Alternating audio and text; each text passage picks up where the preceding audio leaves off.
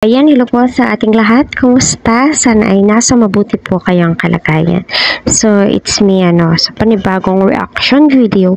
Patungkol nga po ito sa reaction ni Kalingap TV. May 352 likes na po ito, So, ayon nga po sa kanya at sa kanyang thumbnail, Kalingap Prab, ngayon lang ito nalaman kay Medit. At Medit, so, ano nga ba yung nalaman ko ni Kalingap Prab patungkol kay Medit?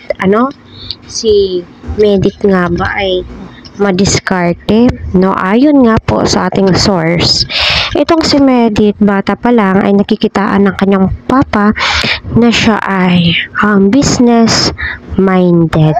So, ugali na po niya ang magtinda para sa ganon ay masustain po niya yung pangbaon-baon niya at hanggang lumaki po siya.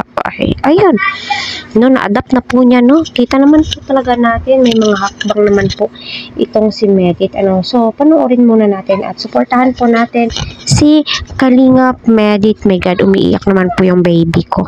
Pasensya na po. Prab nagulat sa kanyang nalaman kay Medit. Okay, nagulat. Ano naman kaya ito, mga Kalingap?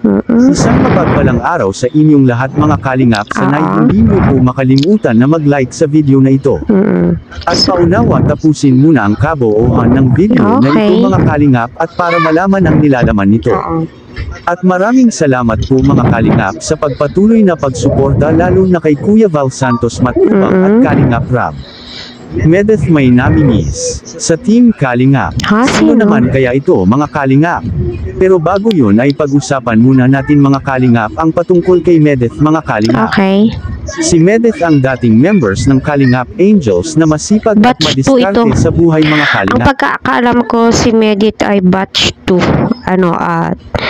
Isa sa mga close friend po niya ay sila Carla at saka si fiancé, di po ba? So correct me if I'm wrong na lang po, Sabi ng mga viewers na taga-subaybay kay Medit, mga Kalingap, na iba talaga si Medit sa lahat ng tinutulungan ni Kalingap Prab. Yes, napansin ko din po ito. Iba po si Medit sa mga tinutulungan ni Kalingap Prab, which is itong si Medit, kahit napakaraming tumutulong sa kanya, may mga sponsor po siya, still, nagtitinda pa rin po siya ng leche plan. Hindi po siya nagtatagal, nag-i-stay kila Kalingap Prab ng matagal. At ang napansin ko rin po kay Medit ngayon ay, grabe gumaganda po yung views niya sa kanyang pagla-live, and especially, may mga charity na din po itong si Medit, at napaka-friendly po niya, yung tipong andali mong kumbaga hindi ka po ma-out of place sa kanya, makukuha mo agad kung ano yung ugaling meron po siya, ma-adapt mo siya, hindi ka yung tipong hindi ka matatakot sa kanya, yung tipong parang ang gaan ng loob mo sa kanya, yung pagkakaalam ko, correct me na lang or At bakit?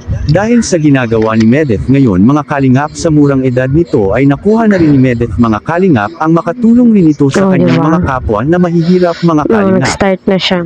Hindi lubos.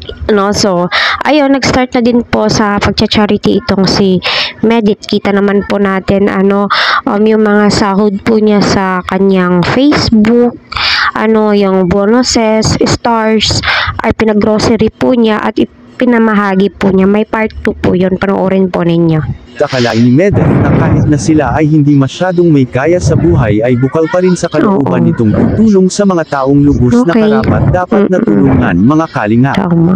Ang dating tinutulungan ni Kalingap Prab na si Medit ay isa na ngayong magandang halimbawa sa karamihang katulad ni Medit na nagporsegi sa buhay na makaahon sa Oh yes, totoo yan. Si Medit ay may dedikasyon, yung tipong tinitignan niya kung gaano kahirap yung buhay po nila. Isa po siyang scholar, diba?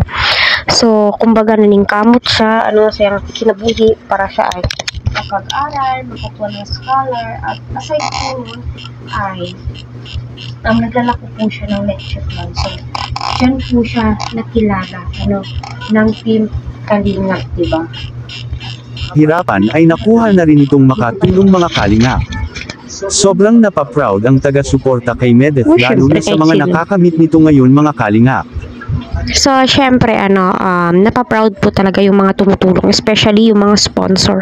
Kasi, yung tipong, siya yung tinutulungan noon. Ngayon, siya ay tumutulong na din po, So, naway gawin po siyang halimbawa, nagdudouble time po siya. Kita naman po natin kung gaano ka-bless itong si Medit ngayon, So, pasensya na po at hanggang dito na lamang po itong video kasi umiiyak na po yung baby ko.